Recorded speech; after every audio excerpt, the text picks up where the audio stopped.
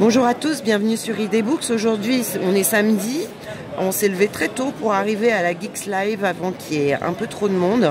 Et surtout, on est super content parce qu'on n'a pas pu aller à Milan malheureusement, mais on a pu découvrir le Samsung Galaxy A9 qui a été annoncé jeudi, donc ça fait 2 jours.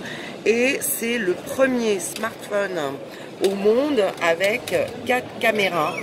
Donc on va se parler avec William de chez Samsung qui va nous décrire un petit peu ce smartphone pour qu'on puisse le découvrir avant sa sortie au mois de novembre. L'idée c'est qu'on va arriver avec pour la première fois un smartphone qui a 4 capteurs photo à l'arrière. Ces 4 capteurs photo, à quoi ils servent?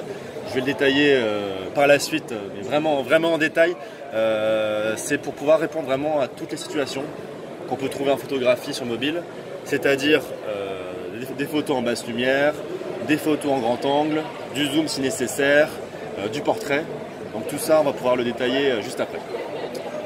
Rapidement sur le Galaxy A9, ce qu'il faut noter, c'est donc un smartphone qui fait partie de la gamme A de chez Samsung et qui va adopter donc ces fameux écrans qu'on appelle chez nous panoramiques, c'est-à-dire donc quasiment bord à bord, puisqu'on va avoir donc 6,3 pouces, qui est quand même un très grand écran, dans un encombrement qui reste tout à fait acceptable. C'est un Super AMOLED? C'est un Super AMOLED, comme on le fait très bien chez nous, du Super AMOLED en Full HD+, de quoi pouvoir vraiment regarder toutes ces photos, toutes ces vidéos de manière optimale. Si on s'intéresse du coup à la photo, parce que c'est quand même la nouveauté qu'on a sur cet appareil, donc je vais parler des 4 capteurs. Donc on a, pour aller dans le détail, un capteur à 24 mégapixels, un capteur à 10 mégapixels, un capteur à 8 mégapixels et un capteur à 5 mégapixels. Chacun des capteurs va avoir une tâche dédiée.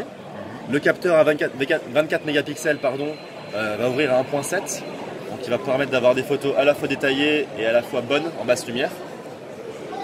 Et les 3 autres capteurs vont servir aux tâches suivantes, à faire de la photo en grand angle, avec un grand angle à 120 degrés. Je vous montrerai la démonstration juste après. À faire du portrait avec le fameux effet bokeh pour aller flouter l'arrière-plan de la photo avant et après la prise de vue.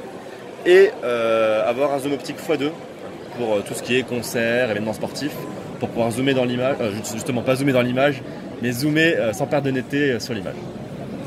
Si je vous montre un peu l'interface de l'appareil photo, on va se servir de l'image qui est juste derrière. Et vous allez pouvoir voir du coup qu'en mode automatique, j'ai une interface qui est quand même tout à fait simple, comme on connaît d'habitude. J'ai pas besoin d'aller dans des menus dédiés pour choisir chacun des capteurs. En fait, j'ai juste les icônes qui sont là, qui me servent à sélectionner ce que je veux faire.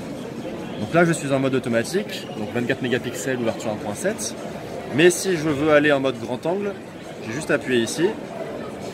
Et du coup, j'ai mon ultra grand angle à 120 degrés qui me permet notamment sur les photos de paysages, de monuments. Donc l'interface a vraiment été pensée pour optimiser l'utilisation des 4 capteurs et que ça ne devienne pas une usine à gaz. Exactement, c'est un clic. Un clic. Un clic ici. Voilà, le zoom optique c'est la même chose. J'ai juste appuyé là sur x2 pour zoomer sans perte de netteté sur les individus qui sont sur la photo. Et je peux revenir en x1 comme ça. La seule chose et le seul mode sur lequel il faudra aller un peu plus en détail, c'est pour le portrait, donc la mise au point en direct, alors qu'on va pas vraiment pouvoir faire là, mais qui permet effectivement de régler le flou d'arrière-plan sur un sujet. Voilà. Sinon tout est inclus dans le mode automatique.